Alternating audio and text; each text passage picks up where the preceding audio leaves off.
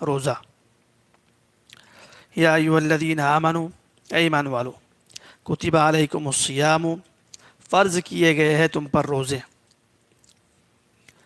یہ الصیام مصدر ہے، روزہ رکھنا، یہ معنی بھی کر سکتے. فرض کیا گیا تم پر روزہ رکھنا. کما کتب علی الذین من قبلکم، جیسا کہ فرض کیے گئے تھے ان لوگوں پر جو تم سے پہلے تھے. یہ جو پچھلے لوگوں کے ساتھ تشبیہ دی نا ہمارے روزے کو، یہ نفس وجوب میں ہے، کیفیت میں نہیں. یعنی جیسے ان پر روزہ فرض تھا تم پر بھی فرض ہے. کیفیت ان کی الگ تھی، کسی کا عاشورے کا تھا، کسی کے ایام 20 کے تھے، کسی کا وقت کم زیادہ تھا، ہمارا الگ ہے. تو کیفیت میں تشبیہ نہیں، کس میں ہے؟ نفس وجوب میں.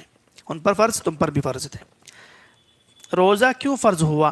لعلکم، حکمت صیام، لعلکم حکمت صیام، لعلکم تتقون، تاکہ تم جہنم سے بچ جاؤ، یا تاکہ تم متقی بن جاؤ اور جہنم سے بچ جاؤ. بات تو وہی ہے، متقی بن جاؤ.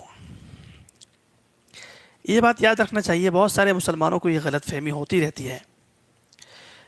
مثال کے طور پر یہاں ذکر کیا روزے کا ثمرہ اور نتیجہ اور مقصد تقوی حاصل کرنا.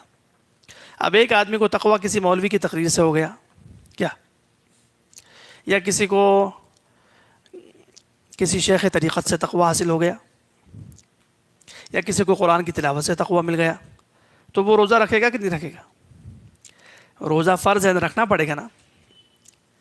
ایک وجہ تو ذکر کرتی تقوی، لیکن روزہ بہرحال فرض ہے، اب اللہ کی طرف سے رکھنا پڑے گا.